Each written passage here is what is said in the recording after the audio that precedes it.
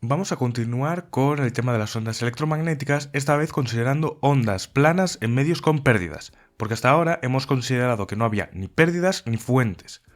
Así que ahora lo que vamos a hacer va a ser considerar que tenemos un medio conductor. Esto es, un medio con una conductividad diferente de cero, por el cual fluirá una corriente, que en un medio lineal pues va a ser la conductividad multiplicada por el campo eléctrico. Y esta corriente pues, va a ser debida precisamente a la existencia de un campo eléctrico. Y además, si tenemos en cuenta cómo estamos considerando los campos, entonces tendremos que la ecuación de rotacional de la intensidad de campo magnético va a ser sigma más j omega psi epsilon ahí, por el campo eléctrico. Que si intentamos juntar todo esto de otra manera, vamos a tener algo de esta forma, donde si a esto lo llamamos epsilon sub c, esto lo estamos haciendo así para que la forma final nos quede de una manera similar a la que teníamos cuando no estábamos en un medio conductor. Simplemente, cuando pasamos a un medio conductor, tenemos esta nueva epsilon sub c que va a ser la permitividad compleja.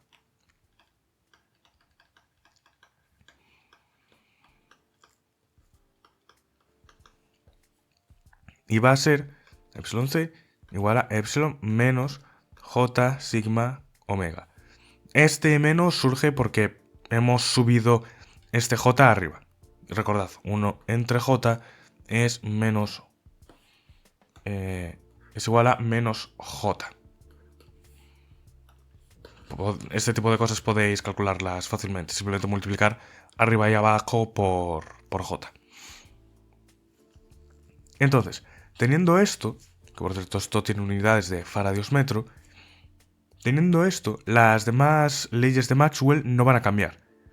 Pero vemos que lo obtenido en no conductores nos va a servir si simplemente cambiamos la epsilon por la epsilon compleja. Y ahora bien, al aplicar un campo eléctrico externo variable con el tiempo, va a haber pequeños desplazamientos de carga ligada, lo cual nos va a dar una densidad de polarización. Y claro, este vector de polarización va a variar con la frecuencia del campo aplicado. Pero claro, esto lo vamos a entender básicamente porque si estamos aplicando un campo hacia ahí, las cosas se van a mover hacia ahí. Si lo aplicamos hacia ahí, pues se van a mover en la dirección opuesta, en el sentido opuesto. Y claro, como el campo eléctrico va a ir variando con el tiempo, entonces este movimiento va a variar en el tiempo exactamente igual que varíe el campo eléctrico. ¿Pero qué pasa? Si el campo eléctrico varía muy rápido, o sea que tenemos una frecuencia muy alta, las partículas van a tener una inercia. Estas partículas cargadas van a tender a evitar que el desplazamiento de las partículas se mantenga en fase con los campos. Esto es, que digamos que las vibraciones se van a amortiguar. Es algo similar a cuando estáis empujando a alguien en un columpio. Si empujáis a alguien con una frecuencia que es como la del columpio, pues se va a impulsar pues más o menos a un buen ritmo. Si digamos que les vais dando unos impulsos muy lentamente, pues le da tiempo a volver y esperar hasta el siguiente. Pero si vais muy rápido, pues lo que sucede es que al igual cuando le queréis dar el impulso ya está aquí. Entonces pues una parte se pierde y todo eso. Por poner un ejemplo tontísimo. Pero esto es simplemente que la inercia va a hacer que se eviten este movimiento en fase. Por tanto, vamos a tener un amortiguamiento de las vibraciones. Este amortiguamiento de las vibraciones conlleva una pérdida de potencia por el trabajo en contra de la fuerza. Esto es, que va a haber situaciones en las que la partícula se esté moviendo hacia aquí, pero el campo esté apuntando en el otro lado, porque aún no le ha dado tiempo a cambiar hacia el otro lado. Por tanto, vamos a tener una energía que se está gastando en, digamos, desacelerar esta partícula. Pongámoslo así. Entonces, esto se caracteriza con una susceptibilidad eléctrica compleja que nos lleva a esta permitividad compleja que hemos definido aquí. Muy bien.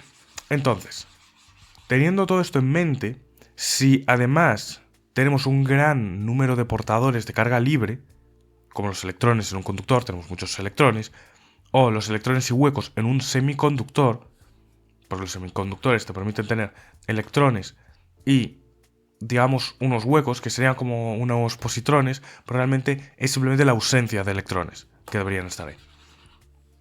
O también iones en un electrolito, pues claro, si tenemos muchos portadores de carga, tendremos mucha corriente y por tanto vamos a tener unas pérdidas debidas a la resistencia, unas pérdidas óhmicas, que se van a sumar a las pérdidas que ya vamos a tener por el hecho de ser un conductor. Entonces, al estudiarlos, lo que se suele hacer es incluir ese efecto óhmico y todo el tema del amortiguamiento en la parte imaginaria. De forma que nuestra permitividad compleja lo que va a ser un término, digamos, real y un término imaginario que es el que tiene todas las pérdidas. Y cuidado, ambos términos pueden depender de la frecuencia, pueden ser funciones de la frecuencia. Entonces eso es algo a tener en cuenta. Ahora bien, si nosotros definimos una conductividad equivalente que represente todas las pérdidas, esto es, que nos junte las pérdidas óhmicas y las pérdidas por amortiguamiento, entonces vamos a definir una conductividad equivalente que va a ser simplemente este término multiplicado por omega, de forma que recuperemos una expresión como la que teníamos aquí. Y esto tiene unidades de Siemens metro. Ahora bien, podemos también definir una cosa llamada tangente de pérdidas, que va a ser simplemente el cociente entre la parte de la permitividad que nos da cuenta del amortiguamiento y de las pérdidas con la parte que, digamos, es libre, con la parte de no conductor. Y esto es aproximadamente sigma partido de omega epsilon. Entonces, esto es la tangente de pérdidas y esto es el ángulo de pérdidas. ¿Y qué pasa con esta expresión? Pues que esta fórmula, lo que nos dice es una medida, nos da una medida de la pérdida de potencia en el medio. Esto es, si esto es muy grande, si esta tangente de pérdidas es muy grande, significa que nuestro medio pierde energía muy rápido. Y claro, hay que tener en cuenta, aparte, que en un buen conductor la permitividad va a ser mucho más grande que omega epsilon y en un buen aislante va a ser todo lo contrario, va a ser mucho más pequeño. Entonces esto es un conductor y esto es un aislante. ¿Y qué sucede con todo esto? Pues que un material puede ser buen conductor a una cierta frecuencia y aislante a otra frecuencia. Porque, por ejemplo, si esta frecuencia es muy pequeña, entonces este término va a ser pequeño, ya de por sí. Entonces, aunque la conductividad no sea muy alta es relativo. Simplemente, si la frecuencia es suficientemente baja, va a ser un buen conductor. Pero si aumentamos la frecuencia lo suficiente, se va a volver un buen aislante. ¿Por qué? Porque este término multiplicativo va a ser muy grande. Y además, como nuestra permitividad compleja es un número complejo, entonces también va a haber un número de onda complejo. ¿Por qué? Por esta fórmula. Porque si ponemos aquí un número complejo, entonces todo esto va a ser un número complejo. Y por tanto, nuestra ecuación, la ecuación que utilizábamos para resolver, la que tenemos el laplaciano de E más K sub C 0, ahora tiene este número de onda complejo. Con esto, además, también vamos a definir una constante de propagación compleja, que va a ser simplemente esta letra, este gamma, por JK sub C. Por tanto, va a ser esto de aquí, con unidades de metros a la menos 1.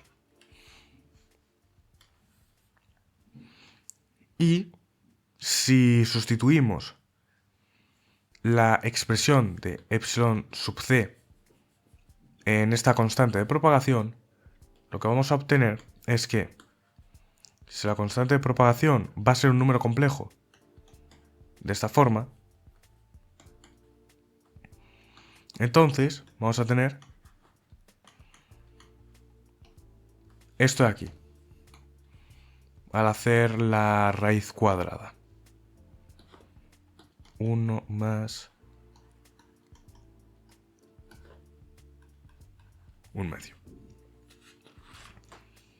¿Y por qué estamos haciendo esto? Estamos haciendo esto básicamente porque esta constante de propagación compleja es lo que vamos a tener en el típico e elevado a j omega t o jkz. Pues vamos a poner esto en vez de esta forma. Entonces por eso estamos haciendo esto, por si no se está viendo. Entonces, una vez tenemos esto, tenemos que pensar, si tenemos un buen conductor,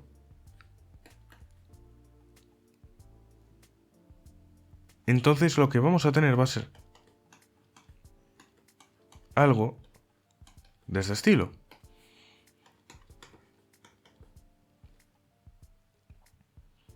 Por tanto, vamos a tener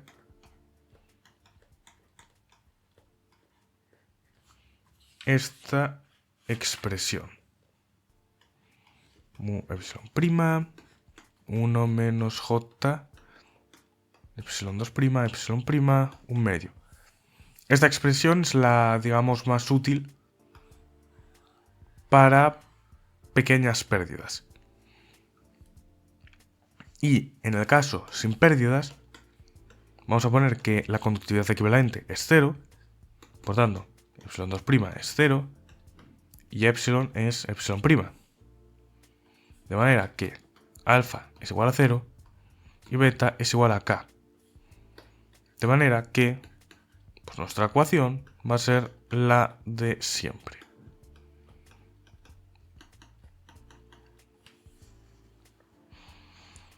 Y en el caso de propagarse en la dirección z, pues vamos a tener vamos a tener una onda plana. Si esto se está propagando en z, vamos a tener una onda plana de la forma E igual a E sub x, x versor, h igual a h sub y versor, que esto nos va a dar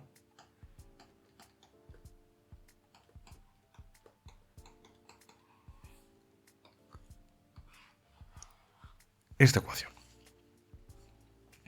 Y claro, si esta ecuación ahora no simplemente suponemos esto, sino que cogemos la versión general, esto ya no relacionado con estas dos expresiones, ojo, es simplemente para que veamos qué nos indica la constante de propagación.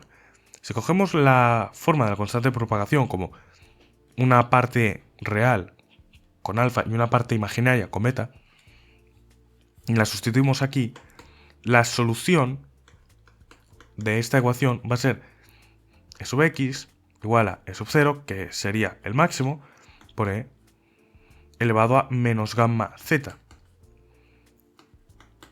Y esto será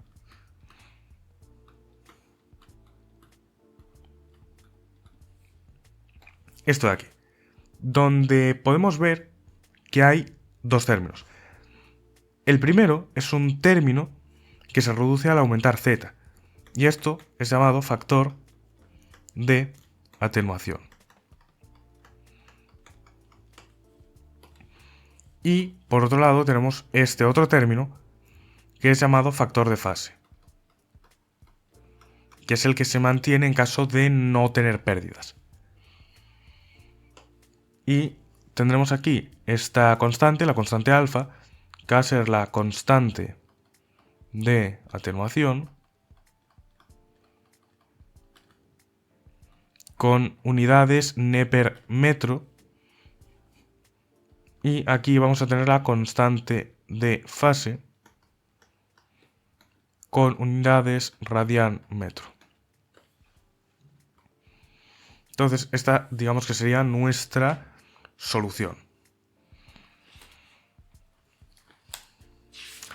Ahora bien, teniendo en mente esto, podemos irnos al caso de un dieléctrico con pocas pérdidas. O sea, un buen aislante. Entonces, para eso vamos a partir de esta expresión de aquí. Entonces, cuando tengamos un buen aislante, lo que vamos a tener es que sigma dividido entre omega epsilon es mucho más pequeño que 1.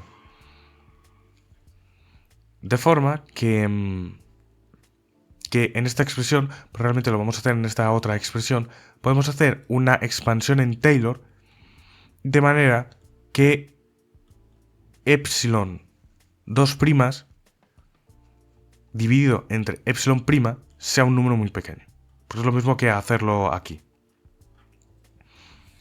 Entonces, si hacemos esa expansión en Taylor, que es algo que podéis hacer fácilmente vosotros en casa, simplemente si hacéis la expansión en Taylor alrededor, o sea, en torno a esto, tendiendo a 0, o sea, que sea mucho más pequeño que 1, lo que vais a obtener es que la constante de propagación va a ser aproximadamente j omega raíz cuadrada de mu epsilon prima 1 menos j epsilon 2 prima 2 epsilon prima más 1 octavo de epsilon 2 prima epsilon prima al cuadrado. Y aquí lo único que hemos hecho es que la expansión en Taylor a segundo orden de 1 más x en raíz cuadrada es aproximadamente 1 más un medio de x menos un octavo de x al cuadrado. Esto es algo que podéis comprobar vosotros fácilmente. Y entonces, ahora, si cogemos esta expresión y queremos obtener cuál es la parte real, que sería la de alfa, cuál es la parte imaginaria, que es la que correspondería a beta, entonces lo que vamos a tener es que la parte alfa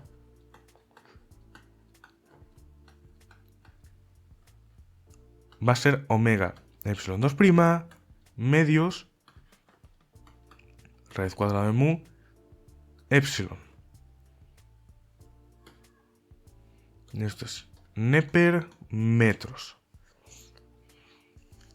Y por si no os está quedando claro del por qué es así, básicamente solo tenéis que mirar aquí. Aquí la parte que va a ser real es este término, porque tenéis J y J. Entonces solo es ese término. Y esto te genera un menos y por eso aquí sale positivo. Y por otro lado, el beta, que es la parte imaginaria, va a ser omega raíz cuadrada de mu epsilon prima 1 más 1 octavo de epsilon 2 prima epsilon prima al cuadrado, y esto en unidades de radianes metro.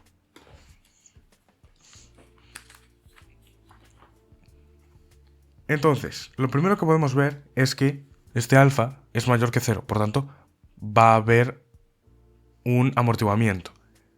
Y además es mayor que 0 para toda frecuencia. Por tanto, siempre vamos a tener un cierto amortiguamiento.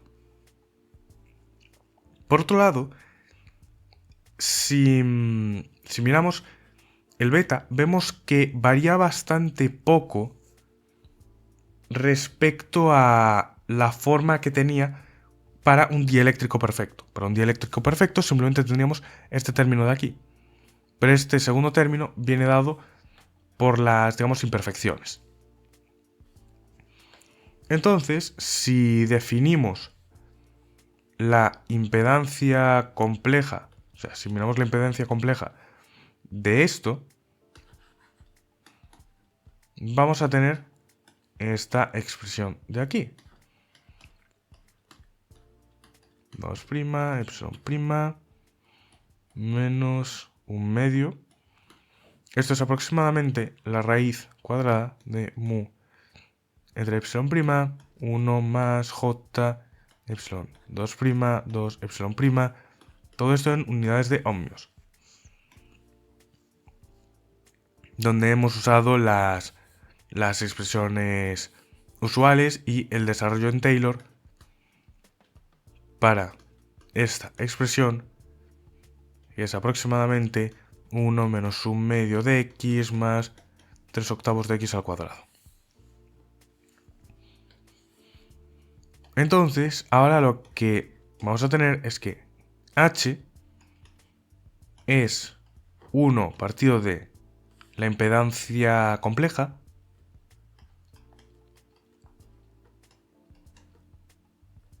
la componente x del campo eléctrico en la dirección y. Y claro, como esto no es un número real,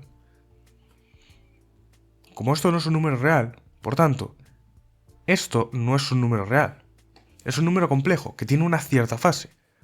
Por tanto, h y e no están en fase.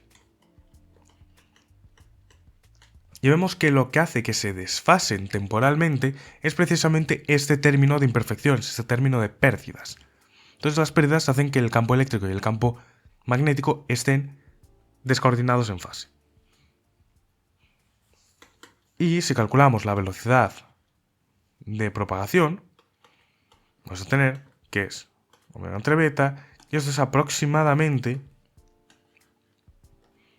1 entre mu epsilon prima 1 menos un octavo de epsilon 2' de epsilon prima cuadrado metros por segundo, donde vemos que la velocidad ha sido un poco disminuida por precisamente las pérdidas. Las pérdidas están reduciendo la velocidad de propagación de la onda. Y bueno, aquí hemos usado la expansión en Taylor de este estilo.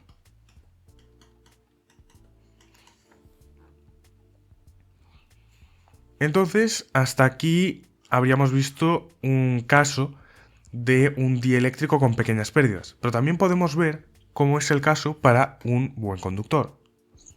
Para un buen conductor pasa todo lo contrario.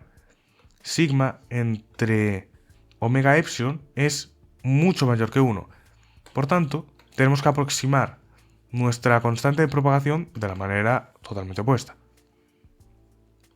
que va a ser j omega. Y ahora sí que vamos a dejar los sigmas. Ahora vamos a poner los sigmas en vez de los epsilon prima y epsilon 2 prima para tener una buena relación directa con la conductividad. Entonces, vamos a tener J omega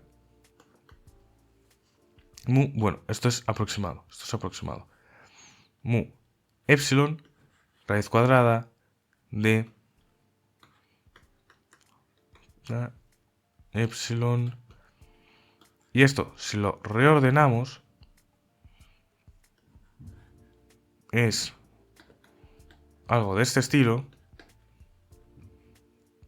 Y esto es igual, si hacéis la raíz cuadrada de la unidad de imaginaria, es simplemente esto y el término de al lado. Y si desplegamos esto un poquito, simplemente vamos a tener que la constante de propagación va a ser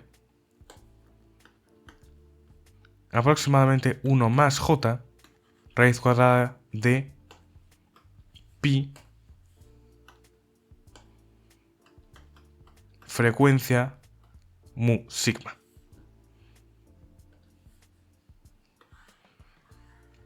Por tanto, vemos que tanto alfa como beta son otra vez positivos y además vemos que son iguales. Que ambos son iguales a raíz cuadrada de mu, o sea, raíz cuadrada de pi f mu sigma. Y que por tanto ambos crecen con la raíz de la frecuencia y con la raíz de la conductividad. Y además, en un buen conductor, la impedancia intrínseca compleja va a ser aproximadamente raíz cuadrada de mu dividido entre raíz de menos j sigma entre omega, que esto va a ser j omega entre sigma, que esto va a ser aproximadamente, vamos a bajar esto un poquito más, ahora voy a volver a escribir esto que me está saliendo una letra curiosa, raíz cuadrada de j omega mu entre sigma, y esto va a ser aproximadamente, bueno, aproximadamente no, esto va a ser igual, porque estamos haciendo simplemente una raíz cuadrada, va a ser igual a 1 más j raíz cuadrada de pi f mu entre sigma. Esto es, que va a ser 1 más j alfa entre sigma.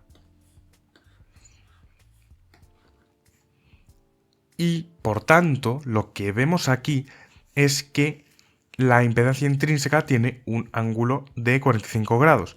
Por tanto, el campo magnético y el campo eléctrico están desfasados en 45 grados, que es lo que nos viene a decir esto.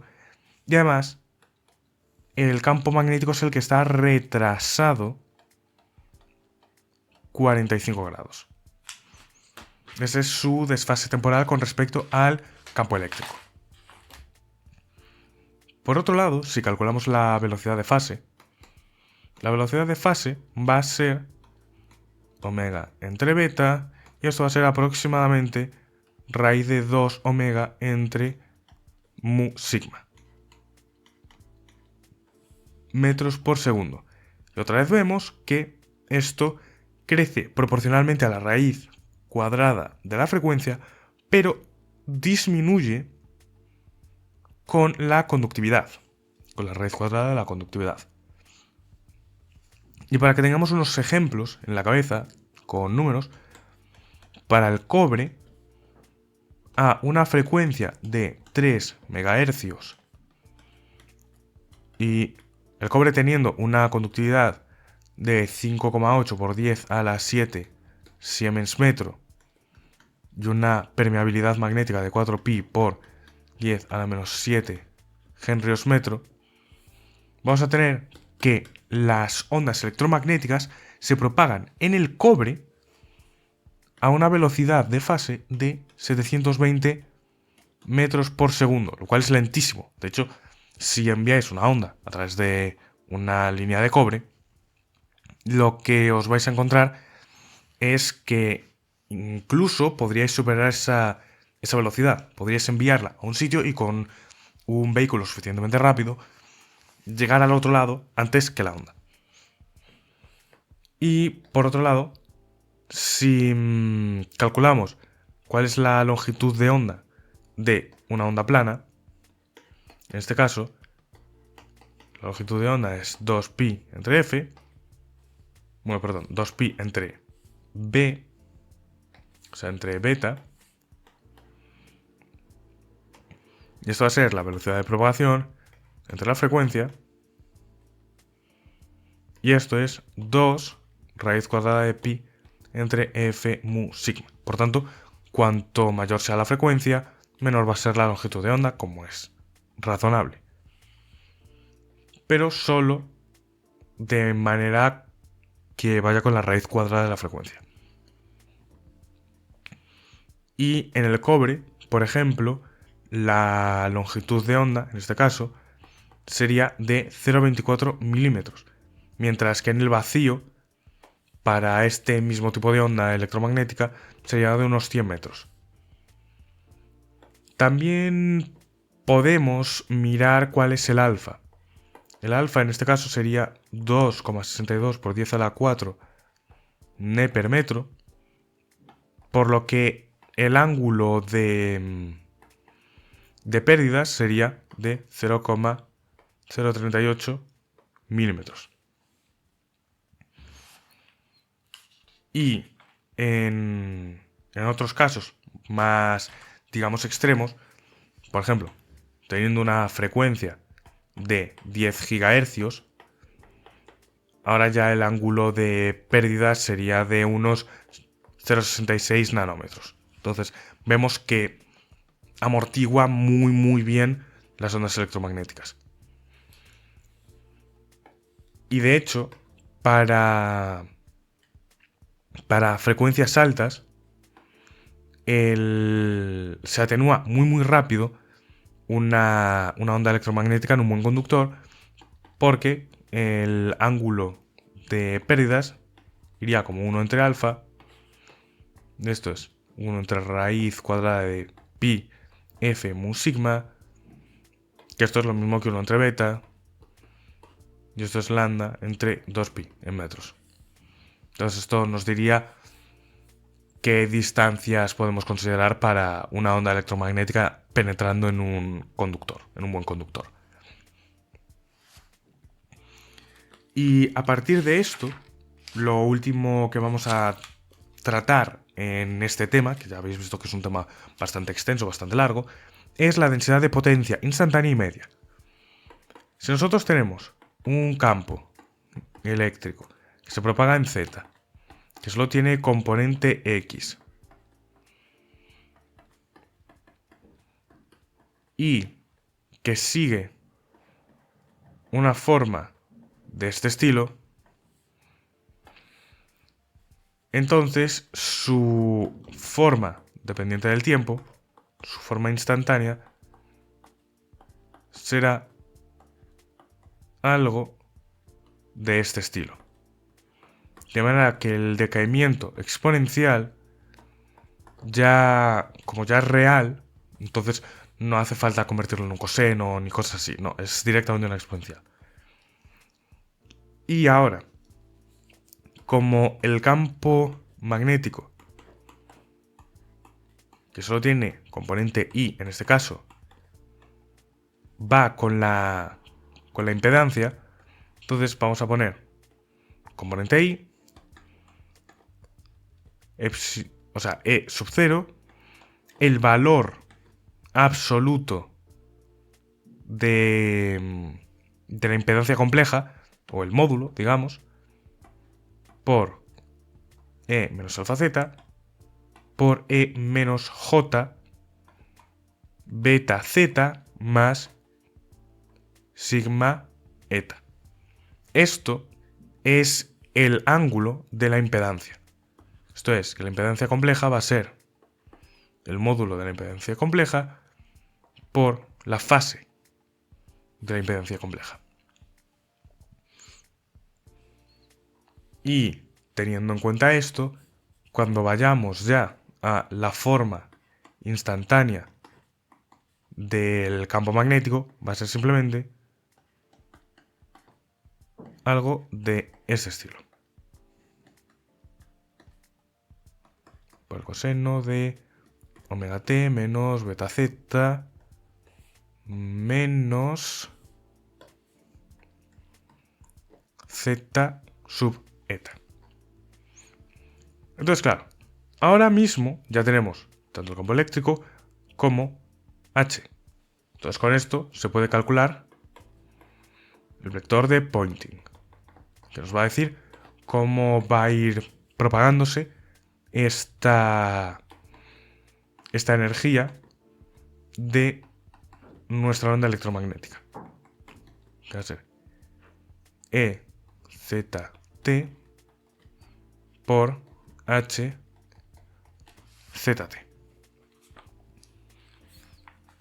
Y si hacemos este cálculo, que es un cálculo bastante... tampoco es una locura, pero es un pelín peñazo. Sobre todo en casos más generales que estos que estamos poniendo aquí. Simplemente vamos a tener que el vector de Poynting va a ser z por e sub 0 al cuadrado entre la impedancia menos 2 alfa z por coseno de omega t menos beta z por coseno omega t menos beta z menos sigma menos z sub eta, donde vemos que aquí está el desfase. Y si seguimos operando con esto, pues vamos a tener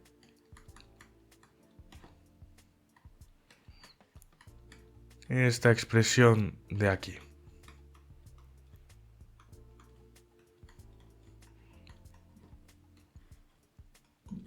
Donde tenemos algo que solo depende de cuál sea el desfase. Y luego otra parte que ya va a ir yendo con la evolución temporal y espacial de la onda. Y aquí pues hemos usado simplemente propiedades del producto de cosenos, que podéis encontrar fácilmente en cualquier lado. O sea, simplemente que coseno de alfa por coseno de beta es coseno de alfa más beta más coseno de alfa menos beta dividido entre 2. Entonces, si cogemos esta expresión y calculamos el valor medio en un periodo,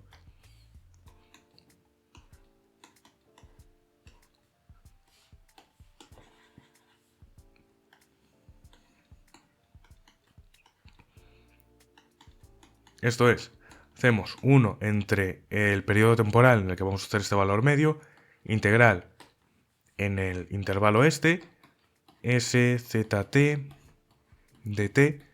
Si hacéis esta integral, que tampoco es muy complicada, vais a tener z E0 al cuadrado entre 2 módulo de la impedancia menos 2 alfa z coseno z sub eta omega.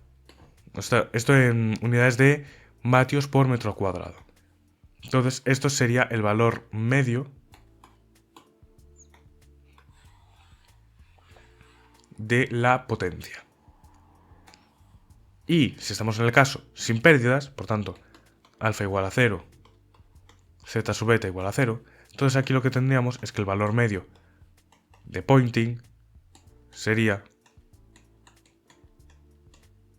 esto de aquí. Vatio por metro cuadrado.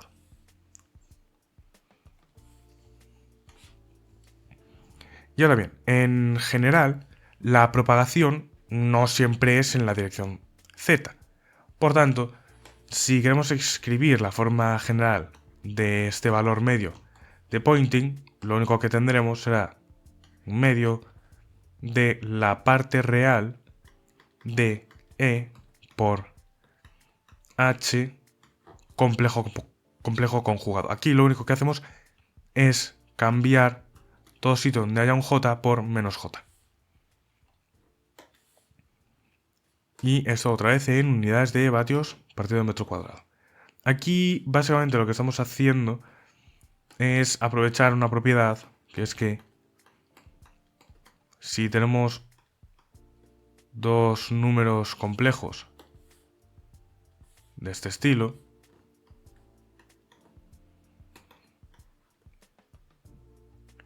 G igual a G sub 0 y J omega T, si tenemos dos expresiones de este estilo, entonces el valor medio del producto de sus partes reales va a ser un medio de la parte real del producto con este complejo conjugado. Y bueno, y finalmente pues tendríamos todo el tema del espectro electromagnético, que pues para las diferentes frecuencias hay diferentes aplicaciones y diferentes utilidades, pero eso ya lo veremos cuando estemos en el tema de líneas de transmisión, porque creo que es el sitio donde podría sernos más útil ver todo el tema del espectro electromagnético. Así que esto sería el tema de ondas electromagnéticas. Si tenéis alguna duda en alguna parte, ya sabéis, me lo podéis dejar en comentarios e intentaré responder si sé responderlo también. Entonces, en el siguiente vídeo ya nos meteríamos en la teoría de circuitos, con el rango de validez de la teoría de circuitos, la respuesta en corriente alterna, la impedancia de circuitos, análisis de circuitos en corriente alterna, potencia y factor de potencia, cómo convertir del dominio tiempo a dominio frecuencia, corrección del factor de potencia, resonancia en circuitos en serie RLC, definición de voltaje entre puntos y factor de calidad. Entonces eso sería lo siguiente que vamos a ver, y es lo que empezaremos a ver en el capítulo siguiente. Así que ya sabéis, cualquier duda la dejéis en comentarios y nos vemos en el siguiente vídeo.